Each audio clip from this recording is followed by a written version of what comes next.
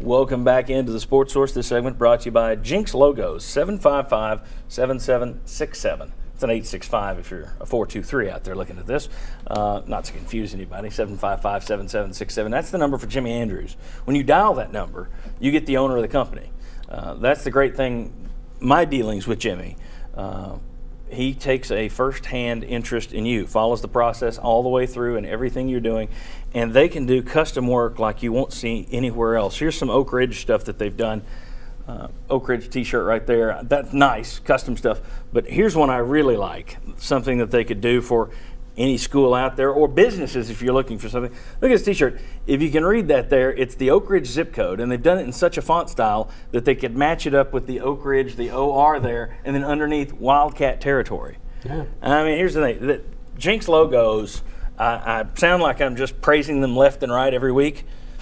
For good reason. They do a tremendous job. If you've got a company, if you've got a sales team, if you've got an event that you want to hand out t-shirts, mugs, anything, Jinx Logos is the group to call. All right. As we noted last week, and this is a quick segment, guys. As we noted last week, Tennessee is making a habit of playing neutral site games, much like all the other big schools out there. You make money off of it.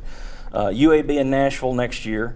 No fans are going to miss that one, I don't think. Virginia Tech at Bristol Motor Speedway in 2016. Possibly Georgia Tech in the new Falcon Stadium in 2017. West Virginia and Charlotte in 2018. They're making big money, $2.5 million for the West Virginia game, more than $4 million for Bristol. You understand why they're doing it, but at some point, do your local season ticket buyers say, hold on, wait a second, why am I stuck with 3 duds when they're playing West Virginia and Georgia Tech and Virginia Tech somewhere else? Is there any blowback on the ticket buying? Yeah, I think there is a very good potential of that. So that in some years, the only decent home games you have might depend on who you're playing at home in the SEC.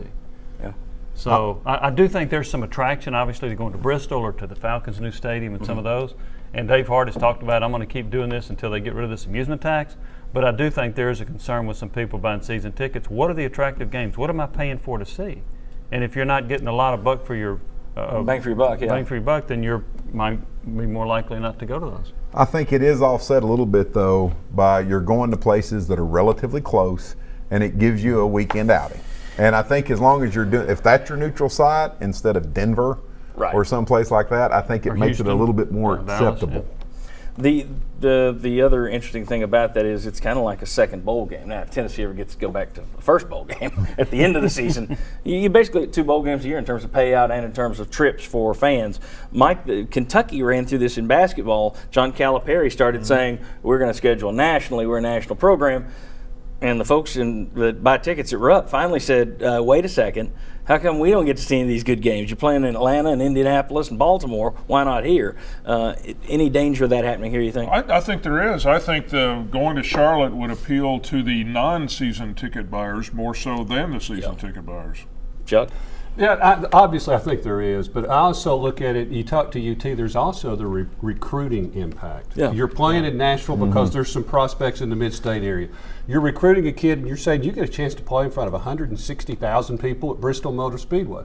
So I think that offsets it some, but you better have a good home schedule to go with it, is what I think is the key to this. Well, I certainly think I don't want to say it's an evil. It's a necessary evil, but it's not an evil. I think it's necessary for programs, especially with the amusement tax.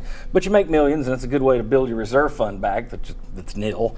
The trouble is, though, like everything in life that's good, there's probably a little back blow on that thing, and they come around. So I think that you could probably look at that and say, all right, well, if there's any kind of negative that could come from this, it's probably in terms of ticket buying at home. All right, when we come back, the SEC Network launches in 90 million homes on Thursday. Steve Spurrier's already unhappy about it.